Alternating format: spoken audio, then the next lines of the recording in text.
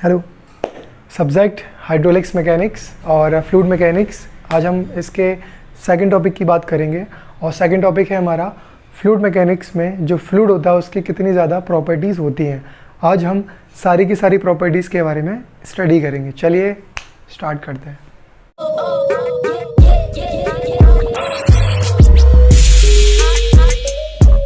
वैसे तो फ्लूइड की प्रॉपर्टीज़ की बात की जाए तो इसमें काफ़ी ज़्यादा प्रॉपर्टीज़ होती हैं, but density, specific weight, specific volume, specific gravity, viscosity, temperature, pressure, surface tension, vapour pressure, capillarity and cavitation, ये 11 प्रकार की प्रॉपर्टीज़ वैसे तो और भी ज़्यादा होती हैं, बट ये वाली प्रॉपर्टीज़ ज़्यादा यूज़ की जाती हैं। सबसे ज़्यादा कॉमन फर्स्ट वाली प्रॉपर्टी जिसे हम कहते हैं डेंसिटी।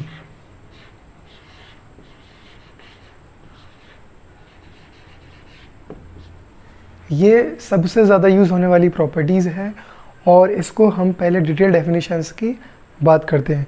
चलिए, यदि हम डेफिनेशंस की बात करें इसकी, तो डेंसिटी की इंग्लिश में डेफिनेशन की बात करें तो डेंसिटी और mass density of a fluid is defined as the ratio of a mass of a fluid to its volume.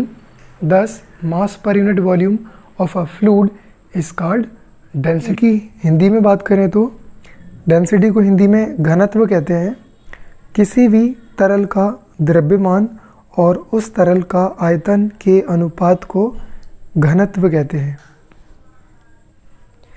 चलिए, अब हम डेंसिटी को मैथमेटिक्स के फॉर्मूले के थ्रू भी देख लेते हैं। डेंसिटी का जो दूसरा नाम होता है, सेकंड नाम, इसको हम मास डेंसिटी के नाम से भी जानते हैं, जैसा कि मैंने आपको डेफिनेशन में बताया। अच्छा, जो डेंसिटी होती है इसको हम रिप्रेजेंट करते हैं रो से, ठीक है। ये पी जैसा एक सिंबल होता है और जिसकी जो नीचे की टांग होती है ना, वो थोड़ी सी घूमी होती है। इसका फॉर्मूला क्या होता है? डेंसिटी इज इक्वल मास यानी कि m अपॉन v। अगर डेफिनेशन को सिंपल बनाना है तो आप फॉर्मूले के केस में कह सकते हैं मास और वॉल्यूम इन दोनों का रेशो ही है क्या? डेंसिटी।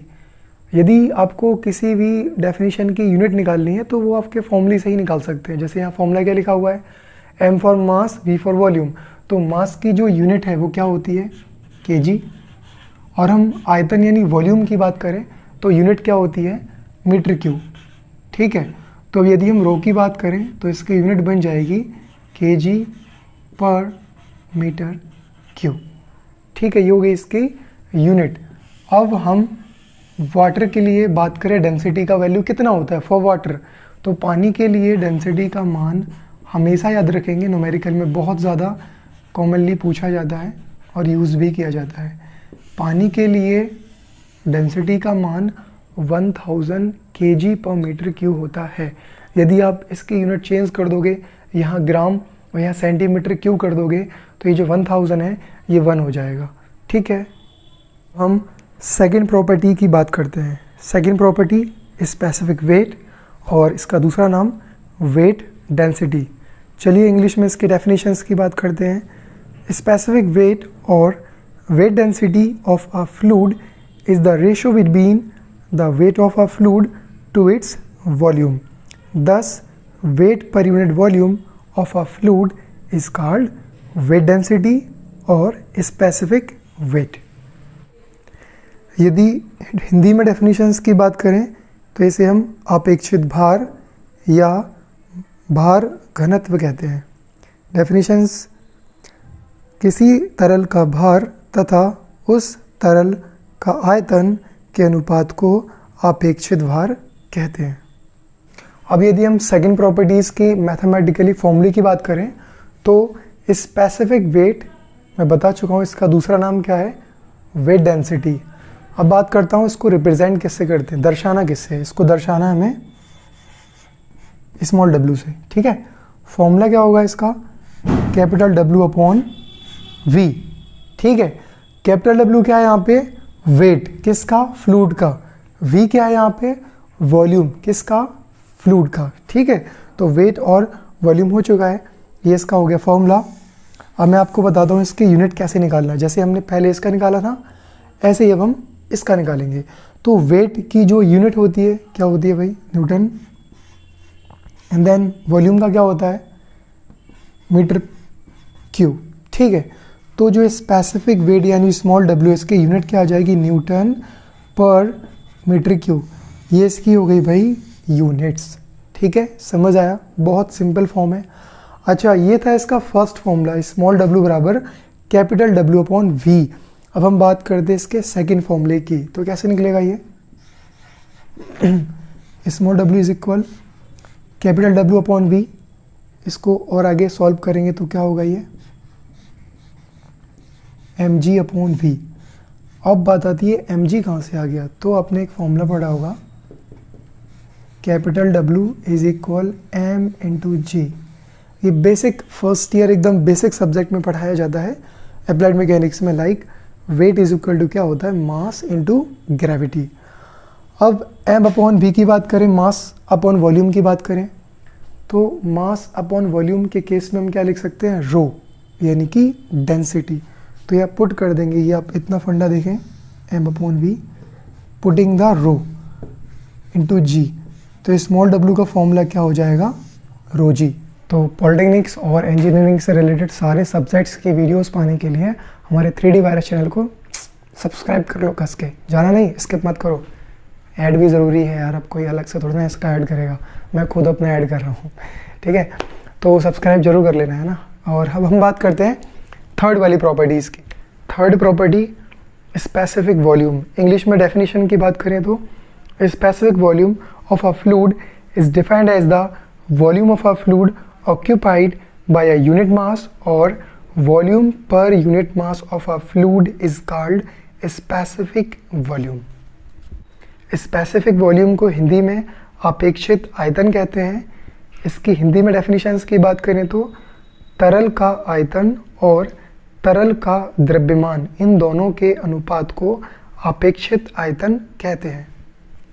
अब जो थर्ड प्रॉपर्टी है स्पेसिफिक वॉल्यूम, अब हम इसके मैथमेटिकली फॉर्मूले की बात कर लेते हैं, ठीक है। चलिए पहले आपको बताता हूँ कि इसको रिप्रेजेंट कैसे करते हैं। इसको रिप्रेजेंट करते हैं हम किससे, स्मॉल v, एंड इसका फॉर्मूला क्या होता है, v upon m। v is a volume and m is a mass यानी द्रव्यमान। तो डेफिनेशंस तो मैंने आपको बता दी, volume upon mass is called this. अब हम बात करें यूनिट की, तो वॉल्यूम की क्या होगी भाई, metre cube, and then m for mass की क्या होगी, kg। तो स्पेसिफिक वॉल्यूम की यूनिट हो जाएगी मीटर क्यूब पर kg। Very easy by the help of formula. लेकिन अब इस फॉर्मूले को थोड़ा देखो और इस फॉर्मूले को मैच करो इससे। देखो यहाँ क्या लिखा हुआ है, kg पर मीटर क्यूब, एंड यहाँ क्या लिखा हुआ है, मीटर क्यूब पर kg। समझ में आ रहा है ना, उल्टा है। उल्टे को हम क्या कहते हैं, रेसिप्रोकल इंग्लिश में। तो आप यहाँ चाहो तो ये फॉर्मूला भी लिख सकते हो, यानी small v is equal 1 upon rho, ठीक है। या फिर और लगा के ऐसा भी लिख सकते हो, rho is equal 1 upon small v। ये दोनों फॉर्मूले आप अप्लाई कर सकते हो। नंबर की प्रॉपर्टीज़ की डेफिनेशंस के बारे में बताता हूँ। स्पेसिफिक ग्रेविटी का दूसरा नाम रिलेटिव डेंसिटी भी है। इंग्लिश में डेफिनेशन की बात करें तो the density of liquid to the density of water is known as specific gravity. Hindi में डेफिनेशन की बात करें तो लिक्विड की डेंसिटी यानी लिक्विड का घनत्व और पानी के घनत्व के अनुपात को आपेक्षिक। चलिए हम फोर्थ नंबर के स्पेसिफिक ग्रेविटी की मैथमेटिकली फॉर्मूले की बात करते हैं। स्पेसिफिक ग्रेविटी को हम एस से रिप्रेजेंट करते हैं। इसके फॉर्मूले की बात करें तो फॉर्मूला होता है rho L upon rho W. यहाँ मैंने रो दोनों जगह लिखा हुआ है, रो मीन्स आप जानते ही हैं। यहाँ मैंने फर्स्ट में आपको बताया था डेंसिटी, तो L for liquid and W for water. Liquid के केस में जब हम न्यूमेरिकल्स करेंगे तो कुछ भी हो सकता है, लाइक पेट्रोल, डीजल, केरोसिन, कुछ भी वो हो जाएगा हमारा लिक्विड, ठीक है। और कंपेयर करना है उसको किससे, वाटर से, ठीक है। अच्छा, अब इसके यूनिट्स की बात कर ले तो दोनों तो डेंसिटी है, चाहे वो लिक्विड की डेंसिटी हो और चाहे वो वाटर की डेंसिटी हो।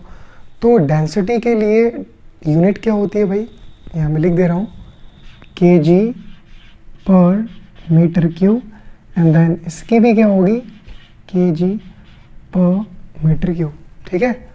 एंड यदि मैं बात करूँ इन दोनों के यूनिट्स की तो बोथ ऑफ सेम, तो क्या हो जाएगा भाई, कैंसिल आउट, ठीक है। तो हम यहाँ पे कह सकते हैं कि जो स्पेसिफिक ग्रेविटी होती है उसकी यूनिट नहीं होती, यानी कि ये यूनिटलेस। फिफ्थ प्रॉपर्टीज, विस्कोसिटी की बात करें इंग्लिश डेफिनेशंस की, तो viscosity is the property of fluid by virtue of which an internal friction force come into play when the fluid is in the motion and opposes the relative motion of its different layer. It is also called as fluid friction. Hindi में श्यानता कहते हैं। किसी तरल की श्यानता उसकी वह प्रॉपर्टी है जो कि उसको बहने से रोके, और यह तभी उत्पन्न होती है जब वह फ्लूइड किसी दिशा में बह रहा हो, और यह हमेशा अलग अलग लेयर के बीच लगती है। श्यानता का दूसरा नाम तरल घर्षण भी है। चलिए अब थोड़ा सा मैथमेटिक्स की बात कर लेते हैं। तो विस्कोसिटी हिंदी में बताया जैसा कि मैंने आपको, इसको श्यानता कहते हैं, और is a type of properties जो कि क्या करे, फ्लूइड को बहने से रोके। जैसे मैं आपको एक एग्जांपल दूँ, पानी और हनी, यदि शहद और पानी दोनों की बात की जाए और दोनों को बहाया जाए तो जल्दी कौन पहले बहेगा, फ्लूइड यानी कि जो हमारा पानी है वो जल्दी बहेगा, और जो हनी यानी वो शहद है वो धीरे धीरे बहेगी। तो जो धीरे धीरे बहेगी ना उसकी विस्कोसिटी ज़्यादा होगी, और जो जल्दी जल्दी बहेगा उसकी विस्कोसिटी कम होगी, ठीक है। एज आ फ्रिक्शन फोर्स है ये एक टाइप का इंटरनली वाला। तो विस्कोसिटी के फॉर्मूले की बात करें तो इसको म्यू से भी दर्शाते हैं, और दूसरा ईटा से भी रिप्रेजेंट करते हैं। फॉर्मूला क्या होगा इसका, F upon A into D U upon D Y, ठीक है। ये एज अ नियम है जो कि न्यूटन ने दिया था, न्यूटन को चैन नहीं, कहीं भी घुस जाते हैं। इतने सारे नियम कम थे जो यहाँ भी आ गए। खैर नियम की बात करें तो अगर ये आपको नियम सीखना है तो आप कमेंट जरूर करें, तो मैं आपके लिए एक और वीडियोस बना दूंगा। और ये नियम थोड़ा सा बड़ा है इसलिए उसको इसमें नहीं समझा सकते हैं। एज आपको बेसिकली बता देता हूँ, ये हमारा विस्कोसिटी म्यू या ईटा सिंबल है, और F is a force, A is a area, और D U upon D Y इसको हम एक साथ बोलते हैं, इसको हम कहते हैं वेलोसिटी ग्रेडियंट। अभी तक जो हमने प्रॉपर्टीज़ की बात की वो काफ़ी ज़्यादा स्टैंडर्ड फॉर्म में हर जगह यूज़ होती हैं, और कुछ ये वाली प्रॉपर्टीज़ हैं जो कि ज़्यादातर फ्लूइड मैकेनिक्स में नहीं पूछी जाती है, बट एज अ बेसिकली है, फिर भी मैं आपको बता दे रहा हूँ डिटेल में। और ये ज़रूर ध्यान दिया जाए कि इस प्रॉपर्टीज़ काफ़ी ज़्यादा ऐसी है जो आप शायद जानते भी होंगे। जैसे 6 नंबर की जो प्रॉपर्टीज़ है उसका नाम है टेम्परेचर। तो टेम्परेचर को हम हिंदी में क्या कहते हैं, तापमान, ठीक है। रिप्रेजेंट किससे करेंगे भाई, इसको हम T से। बता दूं इसका कोई पर्टिकुलर फॉर्मूला नहीं है। तो टेम्परेचर की प्रॉपर्टीज़ की बात करें तो क्या होगा, तो टेम्परेचर एक प्रकार की हॉटनेस या कोल्डनेस है, यानी वो ठंडा गर्म का हमें एहसास दिलाती है। और इस प्रॉपर्टीज़ को जिस डिवाइस के द्वारा हम मेज़र करते हैं उसे हम कहते हैं थर्मामीटर। यहाँ आपको बता दूँ कि टेम्परेचर की यूनिट्स जो होती हैं वो है 1 degree Celsius, kelvin and Fahrenheit, और भी र्यूमर भी होती है, ये कॉमनली ज़्यादातर इसमें यूज़ की जाती है। चलिए धीरे हम नेक्स्ट आगे वाली प्रॉपर्टीज़ पर बढ़ते हैं।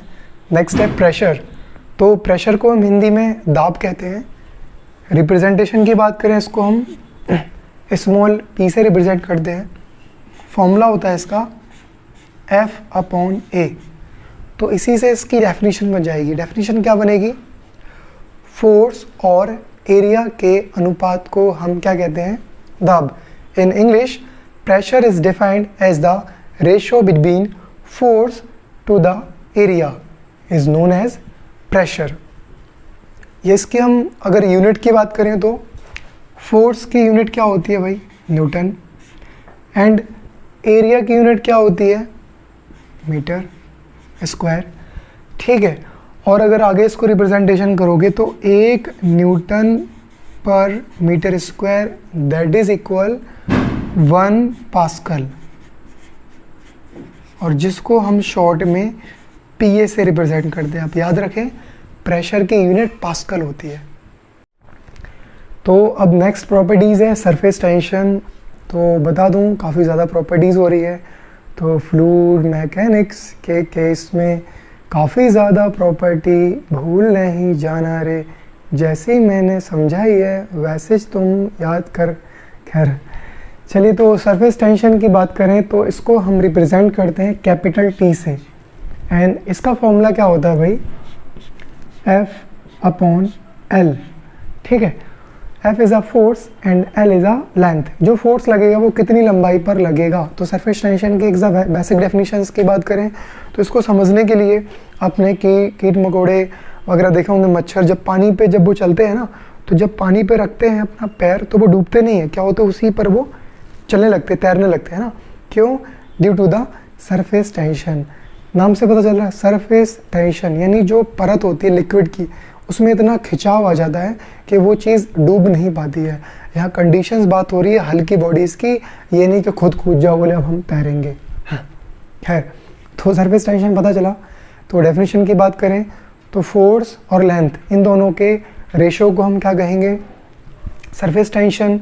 इंग्लिश में सरफेस टेंशन की बात करें तो the ratio between force to the length is known as surface tension.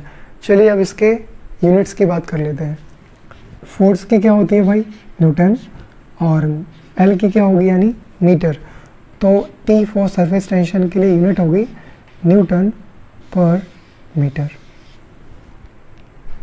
Next वाली प्रॉपर्टीज़ वेपर प्रेशर। तो वेपर प्रेशर को हिंदी में हम भाप का दाब कहते हैं, यानी कि जैसे एक डायग्राम देख रहे होगे, ये कंटेनर है, एक बर्तन है, पानी है उसमें, नीचे आग जल रही है, धीरे धीरे वो क्या करेगा, तापमान बढ़ाएगा। जैसे जैसे टेम्परेचर बढ़ेगा आपको मालूम है कि वो पानी हमारा किस में कन्वर्ट हो जाएगा, वेपर में। ठीक है, तो इस वेपर में जो प्रेशर होता है वही कहलाता है हमारा क्या, वेपर प्रेशर। और ये है कैपिलरिटी, हिंदी में इसको हम केशकत्व कहते हैं। ये एक ऐसी प्रॉपर्टीज़ है जिसमें लिक्विड क्या होता है, ऑटोमेटिक ऊपर चढ़ने लगता है, यानी एक प्रकार की ट्यूब होती है। ट्यूब से जैसे आपको बताऊं कि दिवाली के टाइम जो हमारे दिए जो हम जलाते हैं तो उन दिए में जो रुई यूज़ करते हैं, तो रुई को जब आप अलग अलग करके देखोगे तो जो उसके रेशे मिलेंगे, उस रेशे को यदि आप पानी में डालो या फिर आप करो उसकी बाती बना लो, लंबी सी बाती बना लेकर उसको पानी में डिप करेंगे तो क्या होता है, ऑटोमेटिक जब हम दिए जलाते हैं तो तेल या जो भी हम फ्यूल उसमें यूज़ करते हैं धीरे धीरे क्या होता है, ऊपर चढ़ने लगता है। तो ये जो प्रोसेस होती है, जो प्रक्रिया होती है, पूरी प्रॉपर्टीज़, इसे ही हम क्या कहते हैं, कैपिलरिटी। हर जगह कैपिलरिटीज़ होती है। एक तो ये हो गया। दूसरा एग्जांपल दूं आपको, पेड़ पौधे जो होते हैं, पेड़ नीचे होता है, पानी आपको मालूम है काफ़ी ज़्यादा ज़मीन पे नीचे होता है, बट जो जड़ें होती हैं पेड़ों की वो धीरे धीरे पानी को क्या होते हैं, ऊपर खींच लेते हैं। तो यही प्रॉपर्टीज़ को हम क्या कहते हैं, कैपिलरिटी। कैविटेशन, तो कैविटेशन को हिंदी में हम गुही काएँ कहते हैं, है ना। हिंदी बड़ी विचित्र है तो फिर भी मैं आपको बताते जा रहा हूँ, है ना। और कोशिश करें, इंजीनियरिंग कर रहे हैं, पॉलिटेक्निक्स कर रहे हैं, तो आप ज़्यादा से ज़्यादा इंग्लिश का यूज़ करें। तो कैविटेशन क्या होता है, ये रिलेटेड है हमारे वेपर प्रेशर से। वेपर प्रेशर में क्या होता है, पानी गर्म होगा, बबल बनने लगते हैं ना। एक तो होता है भाप के थ्रू उड़ना, और यदि आप उसमें ढक्कन या कोई चीज़ रख दो, ठीक है, उसको क्लोज कर दो, तो क्या होगा, छोटे छोटे से जो बबल हैं वो उसकी सरफेस पे टकरा जाएंगे। और ये जो बबल होते हैं यदि ये खाली है, यदि इनके अंदर यदि एयर घुस गई, है ना, एयर इसके अंदर चली गई, तो इसको हम कहते हैं क्या, कैविटेशन, एक प्रकार की गुफा। ठीक है, आई होप आपको वीडियोस अच्छी लगी होगी। तो यार सब्सक्राइब कर लो सबसे पहले तो, और लाइक दबाना बिल्कुल मत भूलना, और वो है ना टिंग डोंग बेल आइकन दे मारो।